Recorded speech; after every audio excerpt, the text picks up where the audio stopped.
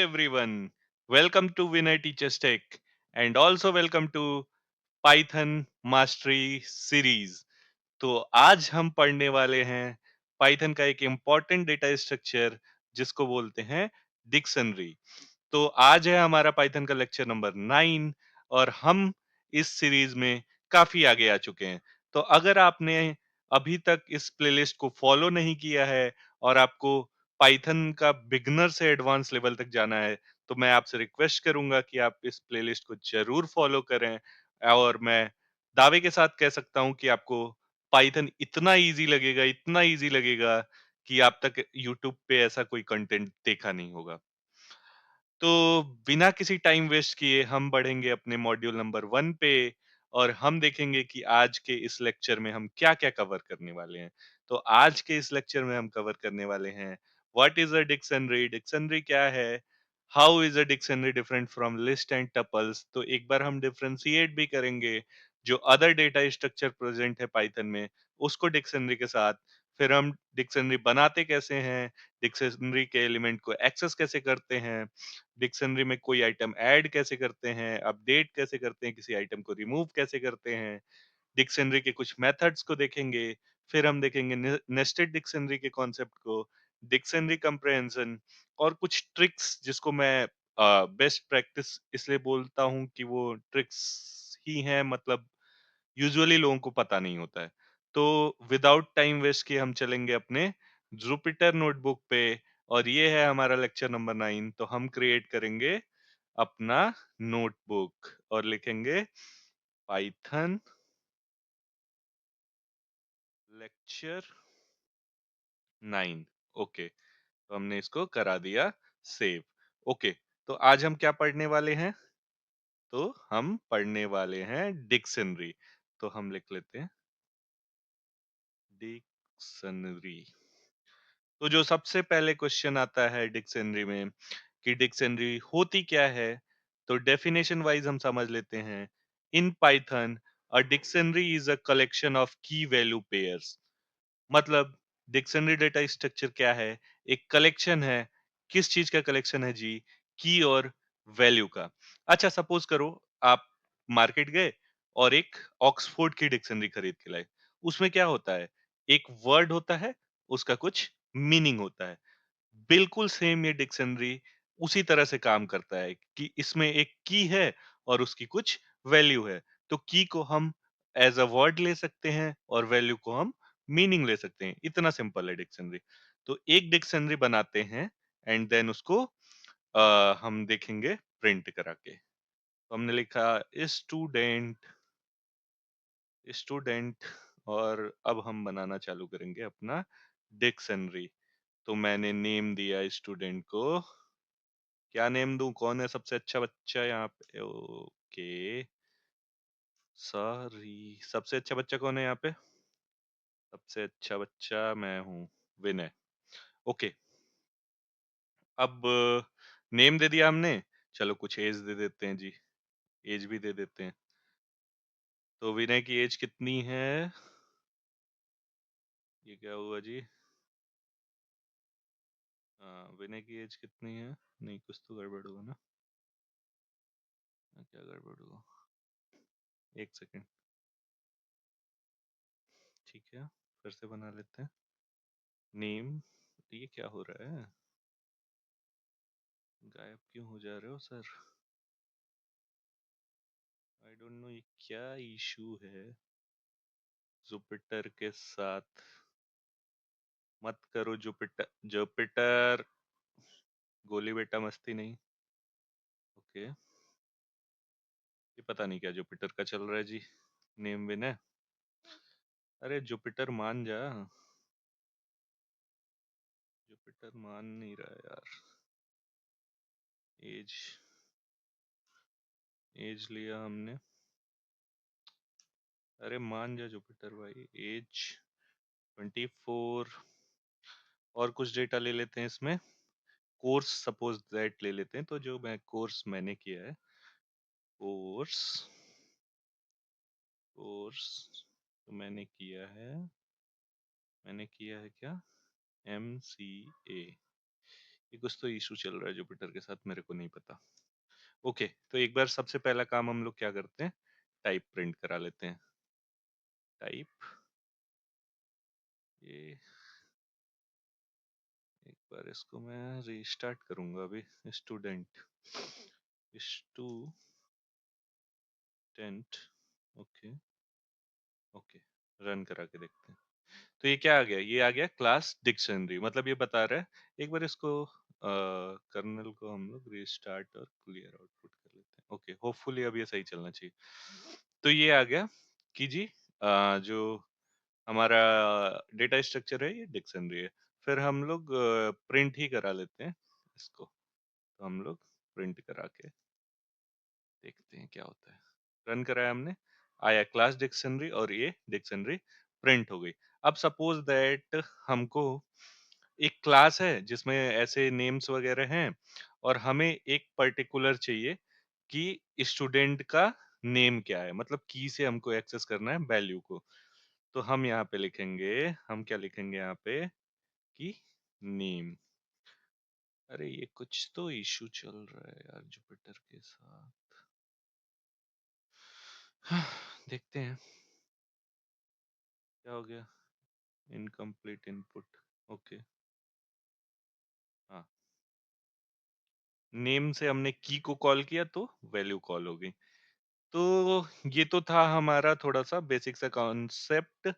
एक चीज और है कि लिस्ट और टपल में इंडेक्सेस यूज होते हैं, बट डिक्शनरी में क्या यूज होता है, की यूज होता है उनके जगह पे। अच्छा, अब एक बार देख लेते हैं डिफरेंशिएशन क्या है लिस्ट और डिक्शनरी और टपल वगैरह के बीच में। तो ये मैंने इससे पहले वाले भी लेक्चर में दिखाया है। तो लिस्ट म्यूटेबल है, टपल नहीं है, सेट म्यूटेबल है, डिक्शनरी भी म्यूटेबल है। इसमें कीज का कॉन्सेप्ट होता है। डुप्लीकेट्स अलाउड हैं लिस्ट में, टपल में भी अलाउड हैं, लेकिन सेट में नहीं अलाउड है, और डिक्शनरी में भी की डुप्लीकेट नहीं हो सकती है। ऑर्डर्ड में देखेंगे तो लिस्ट यस यस, और सेट नहीं। पाइथन 3.7 के बाद से डिक्शनरी भी ऑर्डर्ड हो गई है। इंडेक्सिंग की बात करेंगे तो लिस्ट में यस, टपल में यस, सेट में नहीं, और डिक्शनरी में तो नहीं क्योंकि ये की से होता है ना। ये list store item in order, और इसमें कुछ ऐसे आइटम स्टोर करते हैं जिसको चेंज ना करना हो। ये यूनिक आइटम इसमें यूज करते हैं, और इसमें ऐसे आइटम स्टोर करते हैं जिनको की वैल्यू पेयर के टाइप में करना है। तो होपफुली आपको डिफरेंस एक बारी समझ में आ गया होगा। तो dictionaries are perfect when you need a fast way to find value based on a unique key, like user detail configuration और JSON data। आप JSON data को भी कभी देखोगे ना, तो वो भी डिक्शनरी के ही फॉर्मेट में रहता है।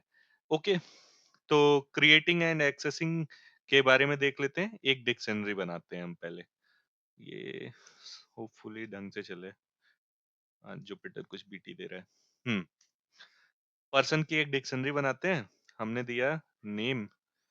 नेम में हम आज अपने एक सब्सक्राइबर का, अरे आज एक सब्सक्राइबर का नाम लेते हैं, आदित्य। ओके, ये हो गया। अब हम नेम ले लिए, आदित्य का एज लेते हैं जी। आदित्य का एज, आदित्य आदित्य का क्या एज होगा, तो आदित्य का एज होगा 26। ओके, उसके बाद हम आदित्य की सिटी गेस करते हैं, आदित्य कहाँ का रहने वाला होगा। तो आदित्य रहने वाले हैं जी, हैं जी, हैं जी, कहाँ के हैं, लखनऊ के रहने वाले हैं, लखनऊ। तो हमने एक ये पर्सन डिक्शनरी बना दी जिसमें हमने डेटा डाला है नेम, एज, सिटी। ओके, अब एक बार इसको प्रिंट करा के दिखा देते हैं। वैसे तो मैंने करा के ऊपर भी दिखाया था आपको, बट एक बार दिखा देता हूँ। प्रिंट करा दिया जी। तो इसने प्रिंट कर दिया कि की ये हो गई, नेम की है, वैल्यू ये है, एज की है, वैल्यू ये है। तो होपफुली ये चीज तो आपको क्लियर हो गया होगा कि डिक्शनरी बनाते कैसे हैं। अब एक बार एक्सेस कैसे करते हैं उसको भी देख लेते हैं। वैसे मैंने बता तो ये भी दिया है, बट एक बार दोबारा बताता हूँ। सपोज दैट हमें पर्सन का नेम चाहिए जी, इस पर्सन का क्या नेम है भाई। तो name is not defined. Okay, sorry sorry, my bad my bad. अब चलेगा ये। ओके, हाँ, तो पर्सन का नेम क्या है? आदित्य है। इस हिसाब से हम ऐज भी करा सकते हैं, ऐज देख सकते हैं आदित्य जी की ऐज कितनी है, तो आदित्य जी की ऐज 26 है। तो ये तो बेसिकली हो गया कॉन्सेप्ट। अच्छा, एक चीज़ और है, सपोज़ दैट अगर कोई की है ही नहीं उस नाम की, सपोज़ दैट हमने लिख दिया एक्स, वाई, ज़ेड, हाँ? और अब इसको रन करा दिया जी। तो ये क्या करेगा? एरर कर देगा ना कि एरर आ गया, कि भाई एक्स, वाई, ज़ेड की तो है ही नहीं भाई। तो अब इस चीज़ से बचने के लिए हम क्या यूज़ कर सकते हैं? तो डॉट गेट मेथड आता है डिक्शनरी में, कि अगर की है तो ठीक है, नहीं तो एरर नहीं थ्रो करेगा। तो हम लिखते हैं डॉट गेट, और यहाँ पे हम हमें मान लो जानना है कि भाई आदित्य जी की जॉब क्या है, जॉब क्या है जानना है। और अगर ये की है नहीं तो हमको दे दो नॉट अवेलेबल, नॉट अवेलेबल। तो भाई ये जॉब की तो कुछ है नहीं, क्योंकि नेम, एज एज और सिटी ही है। रन करा के देख लेते हैं। तो इसने क्या दे दिया? एरर कोई थ्रो नहीं कराया, इसने दे दिया नॉट अवेलेबल। तो हम डॉट गेट को यूज करते हैं एरर्स से प्रिवेंट करने के लिए, कि जब की ना एग्जिस्ट कर रही हो। अब हम देख लेते हैं कि हम की में डेटा ऐड कैसे करा सकते हैं, या मैनिपुलेट कैसे कर सकते हैं, ठीक है, अपडेट कैसे कर सकते हैं। तो सबसे पहले हम देख लेते हैं कि हम ऐड कैसे करते हैं डेटा। तो सपोज दैट हमने लिखा पर्सन, और भाई मेरे को तो डाउट हो गया था कि आदित्य का एज 26 है, बट आदित्य तो और बूढ़ा निकला भाई। तो आदित्य का एज, आदित्य गुस्सा हो रहा था, आदित्य बोला कि मेरी एज गलत कैसे बता दी तुमने। तो आदित्य का एज है 30। ओके, अब हम प्रिंट करा लेते हैं डायरेक्ट पर्सन को ही, गेट वेट हटाते हैं, ये सब तो आप लोग समझ गए होंगे, इंटेलिजेंट लोग हैं हम। हट जा भाई। हम्म। तो अभी एज हमने यहाँ पे 26 दी थी, अब रन करा के देख लेते हैं। तो अब क्या हो गया? एज अपडेट होके 30 हो गया। तो इस तरह से हम किसी भी की वैल्यू को अपडेट कर सकते हैं। अच्छा, न्यू की कैसे ऐड कर सकते हैं? सपोज दैट हम जॉब खोज रहे थे, आदित्य का जॉब ही हमें नहीं पता चल रहा था कि आदित्य जॉब क्या करता है। तो ठीक है जी, जॉब दे देते हैं आदित्य को। तो आदित्य इंजीनियर है, तो हमने इंजीनियर किया और फिर प्रिंट कराते हैं सेम। तो अब एक नई फील्ड ऐड हो गई जॉब की, जो कि क्या है? इंजीनियर। तो आदित्य जी क्या हैं? इंजीनियर हैं। तो ऐसे हम बेसिकली की और वैल्यू ऐड कर सकते हैं डिक्शनरी में। अच्छा, सपोज दैट अब हमें जॉब वाली फील्ड नहीं चाहिए, ठीक है? यहाँ हमने ऐड किया, अब नहीं, जॉब नहीं, जॉब छोड़ो, हमें सिटी वाली फील्ड नहीं चाहिए मान लो। तो हमने लिखा कि पर्सन डॉट पॉप, पॉप लिखा और क्या लिखा कि भैया इनकी सिटी हटा दी जाए, सिटी हटा दो यार। तो हमने लिखा सिटी। अब इसको रन करा देते हैं। अब आप देखोगे तो यहाँ से सिटी वाला कॉलम गायब हो गया। मतलब पॉप मेथड बेसिकली यूज होता है कि के बेसिस पे की और वैल्यू दोनों रिमूव हो जाते हैं। अब जरा हम आएंगे अपने यहाँ पे और चेक कर लेंगे कुछ मेथड। तो डिक्ट डॉट कीज मेथड अगर हम चलाएंगे तो वो रिटर्न करा देगी सारी की। डिक डॉट वैल्यू करेंगे तो वो वैल्यूज रिटर्न करा देगी। आइटम करेंगे तो वो की वैल्यू के पेयर के फॉर्म में। अपडेट करेंगे तो update dictionary with new Q value pairs. Pop मैंने अभी जस्ट दिखाया आपको। क्लियर क्या करेगा? डिक्शनरी के डेटा को ही क्लियर कर देगा। तो हम समझ भी लेते हैं इसको।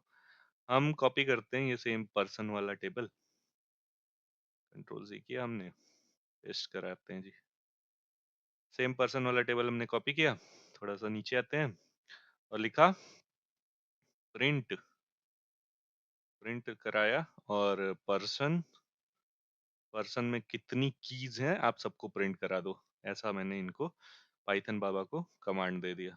लो भाई, रन करा देते हैं। क्या हो गया? डिक्ट कीज आ गई, नेम, एज, सिटी।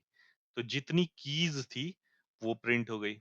सेम मैं अगर कॉपी करूं, कंट्रोल सी और कंट्रोल वी, और कीज के जगह पे मैं, कीज के जगह पे मैं वैल्यूज कर देता हूँ, वैल्यूज कर देता हूँ। अब क्या होगा? तो कीज तो आई थी, अब values, Dick dot value, person dot values से क्या हो गया? वैल्यूज प्रिंट हो गई। ठीक है, एक बार और इसको पेस्ट करते हैं, और इस बार हम कर देते हैं आइटम्स। ठीक है, इसको कर देते हैं आइटम्स। आइटम्स, ओके, अब फिर प्रिंट करा लेते हैं। अब क्या हुआ, ये की वैल्यू पेयर में प्रिंट कर दिया मतलब। तो ये थे मेथड्स कीज को प्रिंट कराने के, वैल्यूज को प्रिंट कराने के, या फिर आइटम्स को प्रिंट कराने के। अब जल्दी जल्दी जल्दी जल्दी आ जाते हैं अपने नेक्स्ट कॉन्सेप्ट पे, नेस्टेड डिक्शनरी। सुना है तुम लोग डर जाते हो यार वीडियो की लेंथ को देख के, डरा मत करो यार, हमारा भाई है।